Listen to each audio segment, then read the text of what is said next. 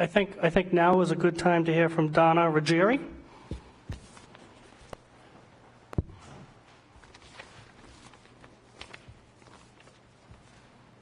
Thank you, Mr. Chairman. What I would like to say is I live in a neighborhood where a grow house was established, and I lived a nightmare for approximately 6 years. Any of us whose property bordered this grow house, our properties were broken into. We called the police. We told the police about the grow house. They could do nothing to help us. The state police could do nothing to help us. The Department of Health refused to help us. In the meantime, as I said, our properties were broken into. Walking our animals in the neighborhood, we were finding drug paraphernalia on the side of the road. We would see people go to this person's home and exchange something, but it wasn't plants, it was just an absolute nightmare. In the meantime, he added water to his 20 by 40 foot greenhouse, very, very visible. He added electricity. He added propane heat. He would raise the sides on the greenhouse approximately to my waist. The entire neighborhood stunk. I couldn't go out in my pool. I couldn't have a barbecue in my yard. And again, as I said, I contacted local police, I contacted state police, I contacted the Department of Health myself as well as my neighbors. I spoke with my representative, Dr. Corvasi, and he helped me try to find out what the issue was, that no one could help me. Every single person told me their hands were tied, including the mayor of my own town. In the meantime, everybody's quoting HIPAA. HIPAA is for medical reasons for an individual. There is no HIPAA involved in Rite Aid, CVS, or any of those pharmacies. They distribute a medication, but they're not HIPAA protected. They're HIPAA protected from giving the names of the patients they represent. But you can find out where a CVS drugstore is with no problem. This gentleman, no one was allowed to check on him. I had positive proof, I had eyewitness things that the police couldn't help me with. So for approximately 6 years, I put up with this. And to end this, the building was removed, but it was removed because I fought with my town and we figured out that the building was illegal.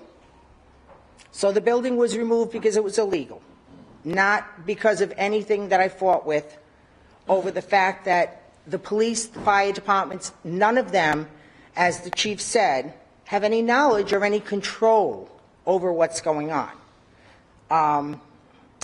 His response about the plants, saying that each plant, 12 plants was 12 pounds. Not when the plants are so high that they're peeking through the top of the roof of this building. That's definitely more than a pound or two. And this went on for over 6 years. And if there is no regulating going on with the medical marijuana, how are you going to regulate when you just let it go through the whole state? But the medical marijuana has to be regulated. There's small children. This was a residential neighborhood, no businesses. And that's probably how he got away with doing it, because as we were telling people, nobody was believing us what was going on in this residential neighborhood. But no one would help us. So that's why I asked my representative to introduce a bill to get more regulation on this. I'm not against medical marijuana patients. I have friends who are medical marijuana patients. But I am against the fact that people can grow way, way beyond what the law allows them to grow, sell it to the public, not just to patients as a caregiver, and to sell it illegally right on the streets in the neighborhood they live in. And I have seen it, I have watched it, I have witnessed it, and I have lived it. And I know other people are still living this type of situation. So that was my reason for seeing my representative. Thank you. Thank you, Donna. Any questions? Representative Almeida. Donna, I think Representative Almeida would like to ask you a question.